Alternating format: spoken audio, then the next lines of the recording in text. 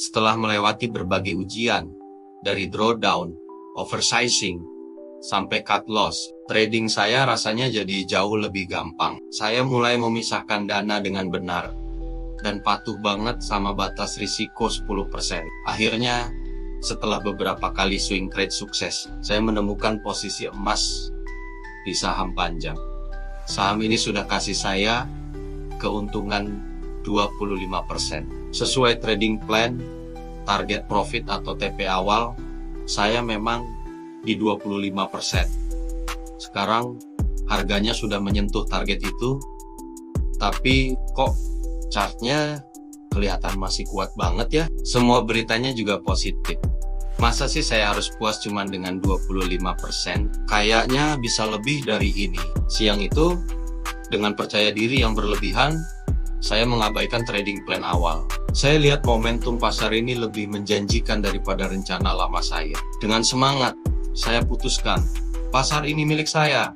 Saya ubah target profitnya jadi 40%. Benar saja, harganya naik sedikit lagi. Wah, saya merasa jadi trader paling jenius sedunia. Tapi, tiba-tiba muncul candle merah besar, diikuti berita yang bilang, harga akan berbalik arah dengan cepat. Saya coba menenangkan diri. Ini pasti cuma koreksi harian biasa. Tahan dulu. Pasti harganya bakal balik lagi, naik ke 40%. Tapi kenyataannya, harga saham panjang terus anjlok, melewati target awal saya di 25%, bahkan melewati harga beli saya, dan sekarang sudah mendekati zona stop loss di 10%. Seketika, rasa panik melanda. Ego saya yang tadi setinggi langit langsung runtuh. Dengan tangan gemetar, saya langsung klik tombol jual. Keluar sekarang juga. Akhirnya, saya berhasil keluar dari pasar hanya dengan keuntungan tipis 2%. Atau mungkin malah cuman balik modal. Saya kehilangan hampir semua potensi cuan 25% yang tadinya sudah ada di tangan. Sambil memukul meja, saya berteriak frustrasi. Kenapa? Saya kan sudah tahu aturannya. Kenapa saya biarkan keserakahan ini menghapus semuanya? Malamnya, saya menemui Pak Alfian. Dengan rasa malu, saya ceritakan semua kejadiannya. Pak Alfian, kali ini bukan soal drawdown atau salah cut loss. Ini soal profit yang hilang sia-sia. Saya melanggar rencana trading saya sendiri karena ego dan serakah. Saya pikir saya lebih pintar dari pasar. Pak Alfian mendengarkan dengan tenang, lalu berkata, itu adalah ujian yang jauh lebih berat daripada kerugian. Kevin, pasar itu selalu menghukum keserakahan dan ego. Kerugian materi masih bisa kamu perbaiki, tapi kerugian psikologis karena ego yang terluka, itu sangat berbahaya. Beliau melanjutkan, trading plan itu bukan cuma peta jalan untuk kapan masuk pasar atau kapan harus stop loss, tapi juga kapan harus keluar. Tujuan utama dari trading plan adalah menghilangkan emosi dari pengambilan keputusan. Saat rencanamu bilang 25%, ya artinya 25%. Mengubahnya di tengah jalan, itu sama saja dengan berjudi.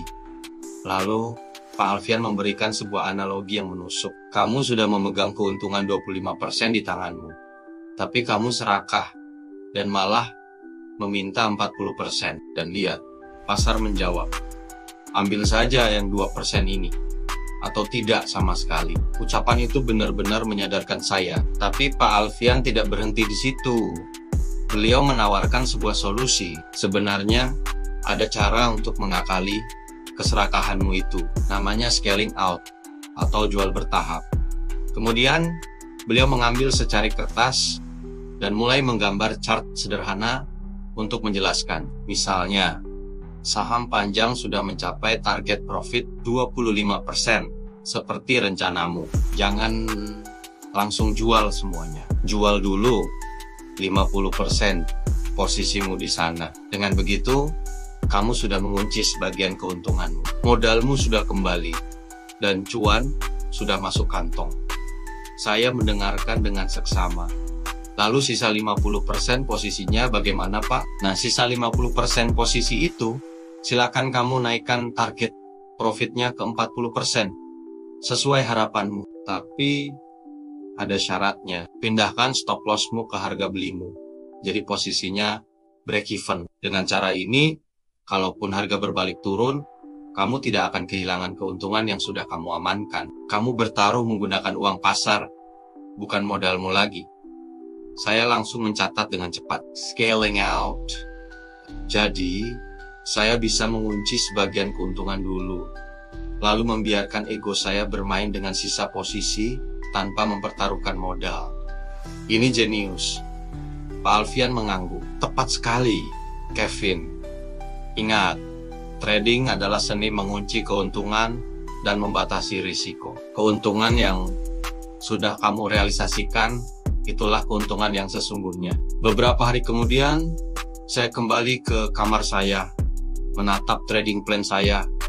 Saya tidak membuangnya, saya justru menambahkan babak baru di dalamnya, tentang strategi scaling out dan bahaya dari ego seorang trader. Saya belajar bahwa keserakahan dan ego akan selalu menjadi bagian dari diri kita. Tugas saya bukanlah untuk menghilangkannya, tapi merancang sebuah sistem yang bisa membuat keduanya tidak berbahaya. Saat memulai swing trade yang baru, saya menerapkan strategi ini. Saya menetapkan rencana scaling out di target profit awal, dan benar saja, saat harga menyentuh target, saya berhasil menjual 50% posisi saya dan mengunci keuntungan. Ada senyum puas yang berbeda kali ini. Bukan senyum karena merasa jenius, tapi senyum karena berhasil disiplin.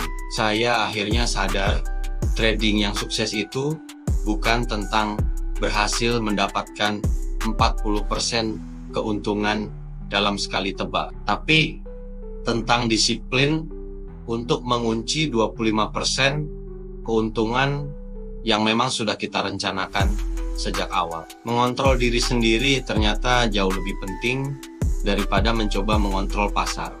Terima kasih sudah menonton. Jangan lupa subscribe agar tidak ketinggalan episode selanjutnya, di mana kita akan membahas cara mengatasi revenge trading dan menghadapi pasar yang sideways. Sampai jumpa.